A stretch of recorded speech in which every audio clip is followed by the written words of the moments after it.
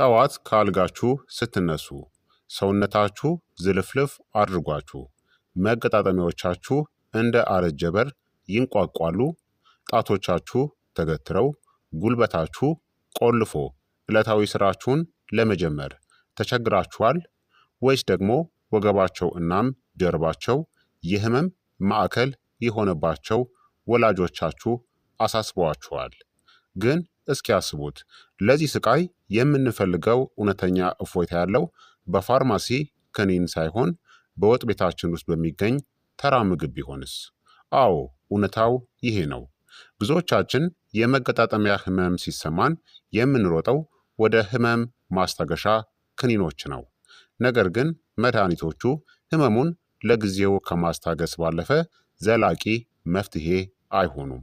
እንዲያውም የሆድ ዕቃን የመጉዳት የጎንዮሽ ጉዳት አላቸው። ታዲያ መፍትሄው ምንድን ነው? ሳይንቲስቶችናም የሥነ ምግብ ባለሙያዎች እንደሚናገሩት በየቀኑ የምንመገበው ምግብ ወይ በሰውነታችን ውስጥ ህመምን ያባብሳል ወይ ደግሞ እንደ ተፈጥሯዊ ጋሻ ሆኖ ህመሙን ያጠፈዋል። ዛሬ በሀገራችን ገበያ በቀላል ዋጋ የምናገኛቸውን በሳይንስ የተደገፉ እናም የመገጣጠሚያ ህመምን በተፈጥሮ የሚከላከሉ 10 አስደናቂ የሀገር ውስጥ ምግቦችን አንድ በአንድ እንመለከታለን። በተለይ ቁጥር 7 ላይ የምናየው በየቤቱ ያለ ቀላል ቅመም አስገራሚ ውጤት አለው። ከመጀመራችን በፊት ታዲያ እንኳን ወደ ቻናሌ በደህና መጣችሁ። በሳይንስ የተደገፉ ቀላል የሆኑ የጤና ምክሮችን ከወደዳችሁ ይህንን ቪዲዮ ላይክ እና ሼር በማድረግ ሌሎችንም አስተምሩ እላለሁኝ። አዲስ ከሆናችሁ ሰብስክራይብ ማድረጋችሁን እርግጠኛ ሁኑ። ጥያቄያችሁን በኮሜንት ላይ አስፍሩልኝ፣ በደስታ እመልስላችኋለሁኝ። ሰብስክራይብ ካደረጋችሁ ወደ ትምህርቱ እንለፍ።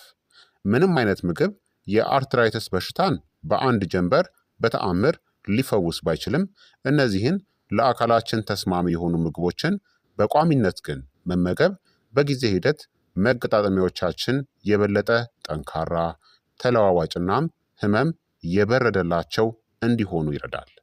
እነዚህም ምግቦች አንደኛ ተልባ ነው። የኦሜጋ ስሪ ንጉስ ነው። የውጭ ሀገር ድረገጾች ለመገጣጠሚያ ህመም ሳልመን የተባለ ውድ አሳን እዘዙ ይላሉ። እኛ ግን በየገበያው በጥቂት ሳንቲም የሚገኝ ድንቅ ተልባ አለን።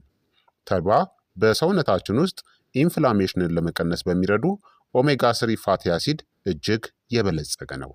የመገጣጠሚያ ጥንካሬንናም የጠዋት ግትርነትን በከፍተኛ ሁኔታ ይቀንሳል። ለስላሳ አጥንትን ወይም ደግሞ ካርቲሌጅን ይከላከላል። መገጣጠሚያዎች እንዳይሻክሩ ቅባት ይሆናል። በትንሹ አምሶ በመፍጨት በገንፎ በሙቅ ውሃ ወይም በበሰለ ምግቦች ላይ አንድ የሾርባ ማንኪያን መነስነስ። ሳይፈጭ ከተበላ ጥቅሙ አይገኝም። ስለዚህ ተልባን መፍጨት ያስፈልጋል። ሁለተኛው እርድ ነው።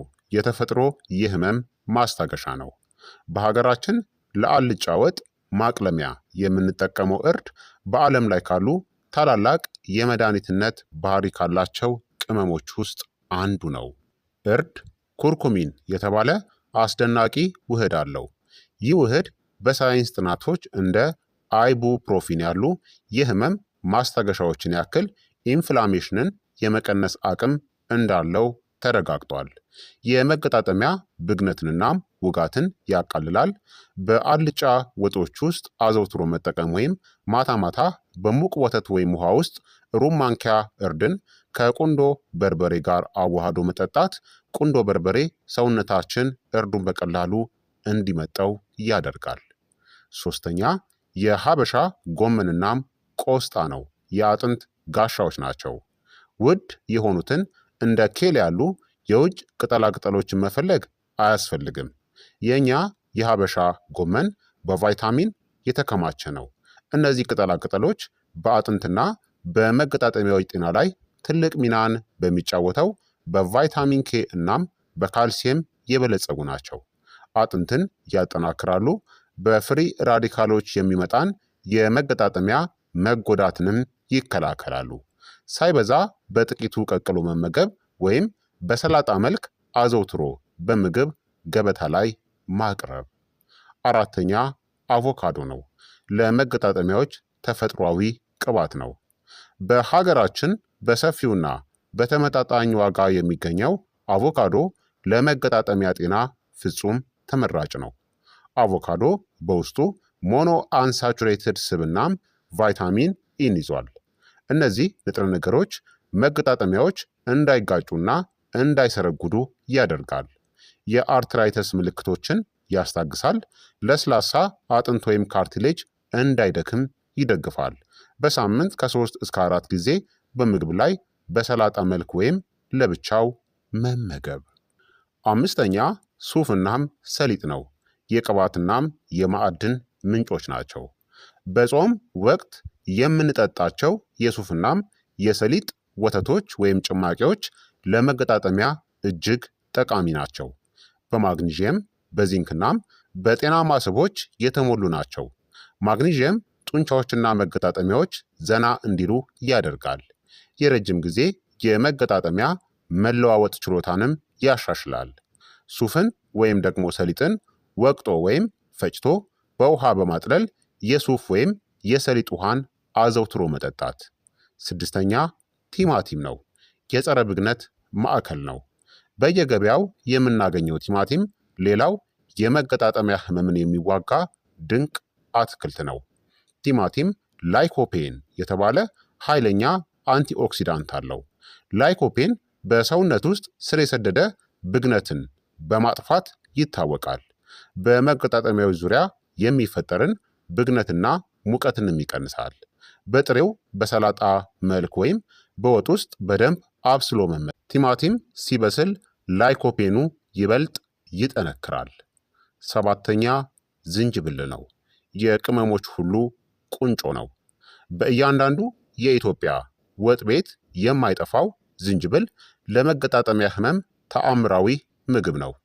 ዝንጅብል ጂንጀሮልስ የተባለ እጅግ ጠንካራ ጸረ ብግነትናም አንቲኦክሲዳንት ውህድን ይዟል። የጉልበትናም የዳሌ የአርትራይተስ ህመምን እንዲሁም ከአካላዊ ስራ በኋላ የሚመጣን የጡንቻ መገተርን በከፍተኛ ሁኔታ ያቃልላል። በትኩስነቱ በሻይ ውስጥ ማፍላት ወይም በየቀኑ በምንሰራው ወጥ ውስጥ ዝንጅብልን አዘውትሮ መጠቀም። 8ተኛ ነጭ ሽንኩርት ነው። የሰውነታችን ተፈጥሯዊ ጋሻ ነው። በኢትዮጵያ ወጥ ውስጥ መሰረት የሆነው ነጭ ሽንኩርት ለቀለምና ለትውፊት ብቻ ሳይሆን ለመገጣጠሚያዎች እውነተኛ መድኃኒትም ጭምር ነው። ነጭ ሽንኩርት ዲያሊል ዲ ሰልፋይድ የተባለ ኃይለኛ ውህድን ይዟል። ይህ ውህድ በሳይንሳዊ ምርምሮች መሰረት በሰውነታችን ውስጥ ለስላሳ አጥንትን ወይም ካርቲሌጅን የሚያደቁ ኢንዛይሞችን የመገደብናም የመከልከል ከፍተኛ አቅም አለው። የሂፕ ወይም ደግሞ የዳሌ እናም የጉልበት የአርትራይተስ የመያዝ ዕድልን በከፍተኛ ሁኔታም ይቀንሳል። በየዕለቱ በምንሰራው ወጥ ውስጥ አዘውትሮ መጠቀም ወይም ጠዋት ጠዋት አንድ ፍሬ ነጭ ሽንኩርትን ቀጥቅጣችሁ ለ10 ደቂቃ አቆይታችሁ አሊሲን የሚባለው ውህዱ እንዲለቀቅ ከዛም በውሃ ለብ ባለ ውሃ ማለት ነው መጠጣት ትችላላችሁ። 9ኛ ብርቱካንናም ሎሚ ናቸው።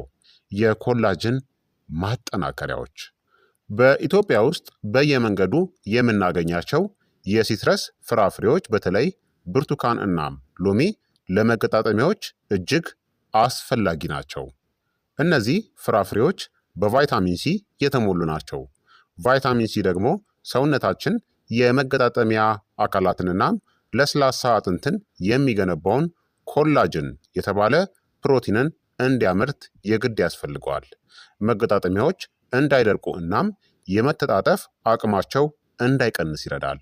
ጠዋት ጠዋት ለብ ባለ ውሃ ላይ ግማሽ ሎሚን ጨምቃችሁ መጠጣት ወይም በቀን አንድ ብርቱካንን መመገብ። 10ኛ ኦትስ ነው።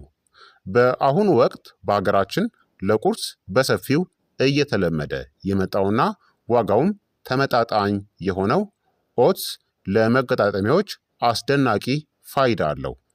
ኦትስ ወይም ደግሞ አጃ በውስጡ አቬና ትራማይድስ የተባሉ ልዩ አንቲኦክሲዳንቶችንናም ከፍተኛ የሚሟሟ ፋይበርን ይዟል። ይህም በሰውነት ውስጥ ብግነትን የሚያመለክተውን ሲ ሪአክቲቭ ፕሮቲን የተባለውን ንጥረ ነገር ለመቀነስ ይረዳል። በሰውነት ውስጥ ስር የሰደደ የመገጣጠሚያ ብግነትን እናም ውጋትንም በእጅጉ ያቃልላል። ጠዋት ጠዋት በኦትሜል መልክ ወይም ደግሞ በአጃ አጥሚት መልክ አዘጋጅቶ በቋሚነት መመገብ። ታዲያ የመገጣጠሚያ ህመምን ለመከላከል ጥሩ ምግቦችን መመገብ ብቻ በቂ አይደለም። ህመሙን የሚያባብሱትንም ማስወገድ አለብን። በተለይ ነጭ ስኳርና ጣፋጭ መጠጦች፣ በፓልም ዘይት በተደጋጋሚ ዘይት የተጠበሱ ምግቦችን እናም ከመጠን በላይ የተቀነባበሩ ወይም የታሸጉ ምግቦችን መቀነስ መገጣጠሚያዎቻችን በፍጥነት እንዲያገግሙ ይረዳቸዋል።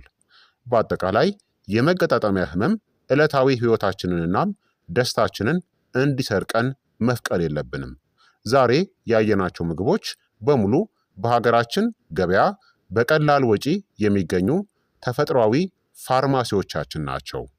ታዲያ እናንተ ከነዚህ 7 ምግቦች ውስጥ በቤታችሁ አዘውትራችሁ የምትጠቀሙት የትኛውን ምግብ ነው? እስቲ መልሳችሁን በኮሜንት መስጫው ላይ አስፍሩልኝ። የዛሬው የጤና ትምህርት እንግዲህ ይህንን ይመስል ነበረ።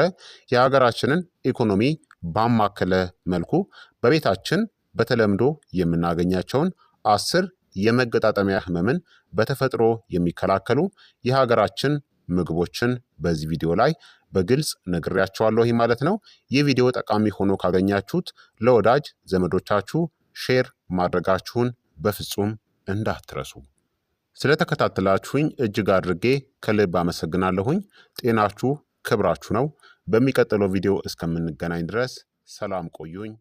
ቻው ቻው።